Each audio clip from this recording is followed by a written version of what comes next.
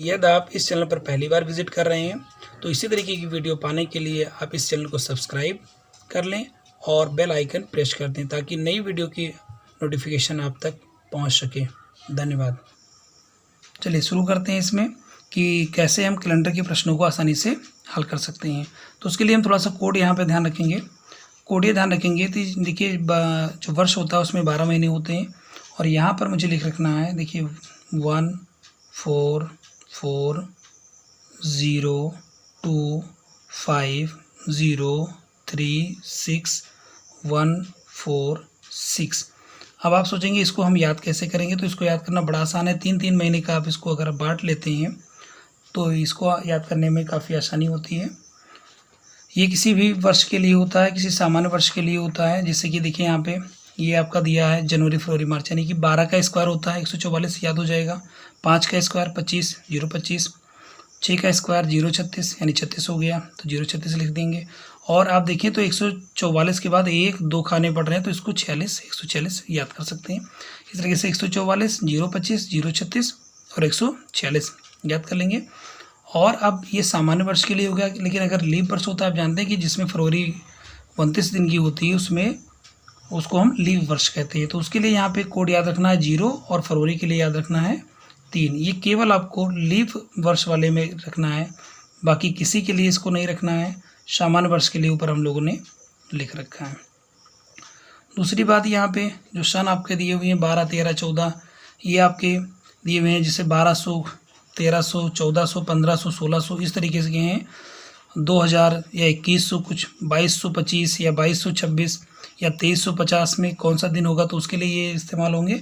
यहाँ पर भी देंगे, इसको कैसे लिखेंगे 6420। देखिए याद करना बड़ा आसान है, 6420 ये कम होते जा रहे हैं। फिर यहाँ लिखेंगे 6420 और 6420। उसके बाद में हम यहाँ पे जो हमारा डे है इस डे के लिए हम लिख रखेंगे, संडे से शुरू करेंगे तो आप जानते हैं 1 होता है 2 3 4 5 6 और फिर 6 के बाद भी हमें 7 नहीं लिखना है, 0 लिख देना है। ये अंक बस इतना सा आपको तैयार करना है। इसके बाद में हम किसी भी सन की तारीख को डेट को हम आसानी से कर लेंगे। जैसे कि हम देखते हैं यहाँ पे सबसे पहले 15 अगस्त 1947 को कौन सा दिन था। देखिए हम कैसे कितनी आसानी से इसको हम बता सकते हैं कि 15 अगस्त 1947 को कौन सा दिन था। तो इसको एक बार आप समझ लें कि किस तरीके से मुझे इसका मान बताना है, कौन सा दिन होगा। तो यहाँ पे आप देखें ये 15 आपको ऐसे के ऐसे नोट कर लेना है, ये मैं नोट कर लिया। फिर उसके बाद में अगस्त के लिए जो कोड है यहाँ आप समझ लें कोड, तो अगस्त के लिए जो हमारा कोड है वो आपका 3 है, तो यहाँ हम लिख देंगे 3। फिर इसके बाद में 19 के लिए जो कोड है हमारा, तो 19 के लिए कोड 0 है तो 0 हम लिख देंगे। और फिर याद रखना है यहाँ पे जो आपका ये 47 दिया है इसको हमें ऐसे नोट कर लेना है 47। जो भी 2 अंक पीछे दिए होंगे उसको हम नोट कर लेंगे। इसके बाद में हम 47 को जो यहाँ पे पीछे अंक दिया होगा इस 47 को हम 4 से डिवाइड करेंगे और डिवाइड करने के बाद में जो हमें पूर्णांक मिलेगा, जैसे हम इसको 47 को 4 से जब भाग करेंगे तो मुझे यहाँ पे मिल जाएगा 12 में तो जा नहीं सकता है क्योंकि 12 चौक 48 ज़्यादा हो जाएगा, तो 11 सही 3/4। तो इस 3/4 से कोई मतलब नहीं, हमारा ये 11 से मतलब है, तो इसको मुझे यहाँ 11 लिख देना है और इन सबको मुझे जोड़ लेना है। तो देखिए हम किस तरीके से क्या करेंगे। इसका एक तरीका और भी है कि हम इतनी लंबी गिनती बड़ी गिनती है तो इसको हम ना जोड़ें, हम 7 से भाग करने के बाद में हम जो शेषफल बचेगा उसको हम लिखेंगे। देखिए 7 को 7 से भाग करेंगे 15 को तो 7 दूनी 14, 1 बचेगा 1 लिखेंगे, यानी मुझे शेषफल लिखना है ना कि भागफल लिखना है। कि ध्यान रखना है ये आपका 3 ऐसे ही लिख दिया जाए क्योंकि ये 7 से छोटा है।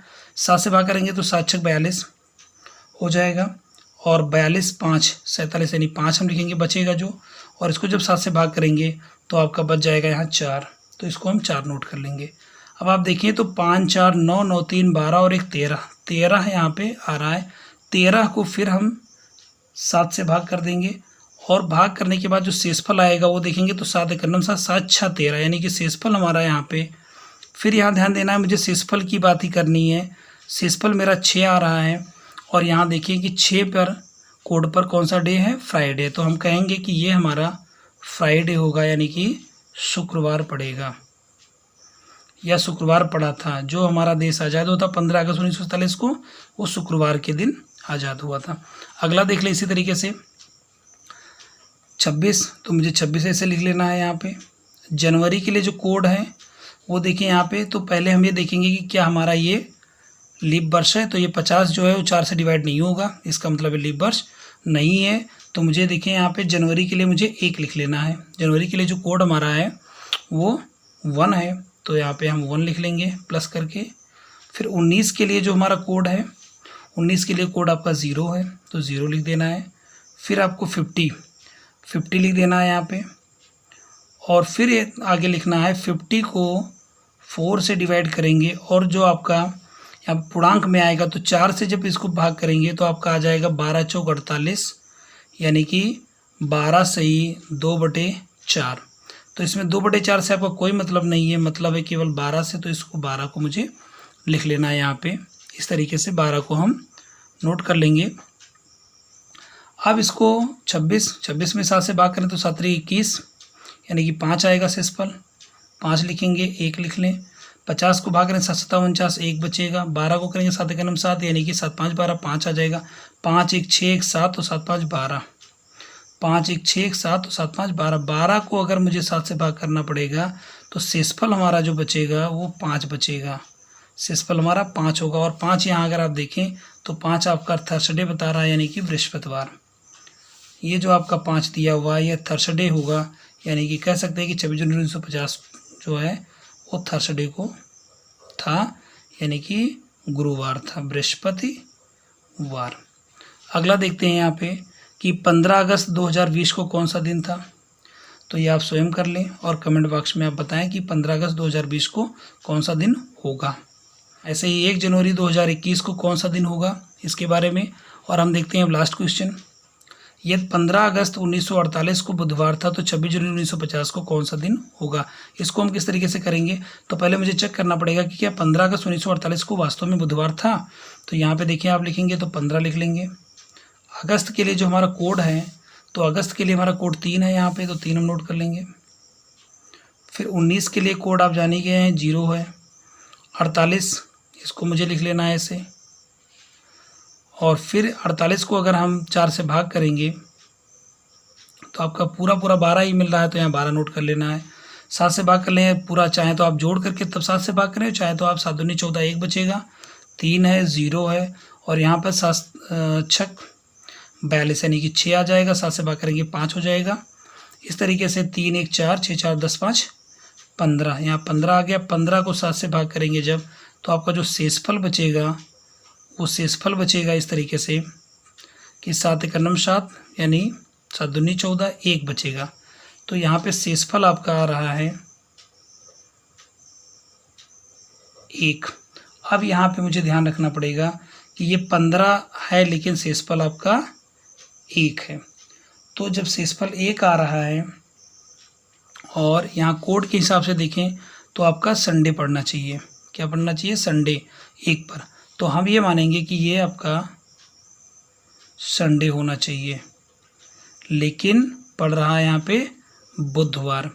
अब मुझे इसके बारे में देखना है, तो 26 यहाँ लिख लेंगे। फिर प्लस जनवरी के लिए अगर देखें तो जनवरी के लिए 1 है, 1 लिख लेंगे। 19 के लिए 0 है। 50 यानी कि इसको 50 का 50 लिखेंगे। फिर इसको हम जब 4 से भाग करेंगे तो 12 चौक 48 यानी 12 आ जाएगा। अब इसको 7 से भाग करेंगे तो 7 3 21 यानी 5 1 7 7 49 1 और इसको भाग करेंगे तो शेषफल आपका 5 बचेगा। 7 से भाग करने पर 5, तो 5 1 6 1 7 और 5 12, यहाँ पर 12 आ गया। 12 को अगर हम 7 से भाग करते हैं तो हमारा जो शेषफल है वो 5 आता है। शेषफल हमारा